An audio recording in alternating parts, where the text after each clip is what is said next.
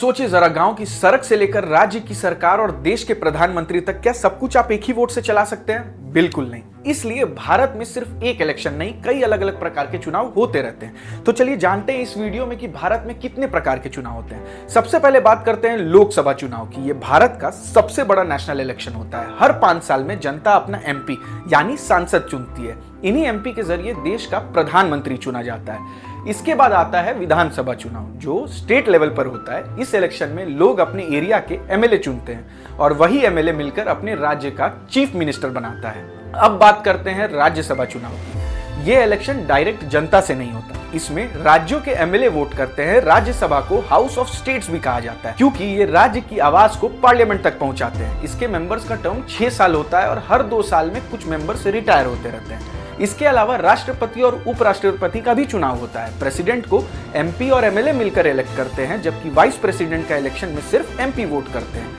दोनों का टर्म 5 साल का होता है और ये इलेक्शन पूरी तरह कॉन्स्टिट्यूशनल प्रोसेस के थ्रू होते हैं। अब आते हैं सबसे जमीनी और सबसे इंपॉर्टेंट इलेक्शन पर, लोकल बॉडी इलेक्शन। ये डेमोक्रेसी का फाउंडेशन होता है। ये चुनाव गांव और शहर को चलाने के लिए सबसे महत्वपूर्ण है। गांव में ग्राम पंचायत, पंचायत समिति और जिला परिषद चुनी जाती है। शहर में नगर पंचायत, नगर पालिका और नगर निगम का इलेक्शन होता है। सड़क, पानी, सफाई, स्कूल और लोकल डेवलपमेंट जैसे डिसीजन यहीं से लिए जाते हैं। इसलिए कहा जाता है लोकतंत्र सिर्फ दिल्ली में नहीं, हर गली में होता है। कभी कभी ऐसा भी होता है कि 20 टर्म में कोई एमपी या एमएलए रिजाइन कर देता है या कोई सीट खाली हो जाती है। ऐसे में उस जगह पर बाई इलेक्शन किया जाता है। और अब बात करते हैं एक ऐसे टॉपिक की जो आजकल न्यूज में काफी चर्चा में था। One nation one election. इसका मतलब है लोकसभा और विधानसभा का इलेक्शन एक ही समय पर किया जाए। सरकार का कहना है कि इससे पैसा बचेगा, टाइम बचेगा और बार बार इलेक्शन होने से गवर्नेंस डिस्टर्ब नहीं होगी।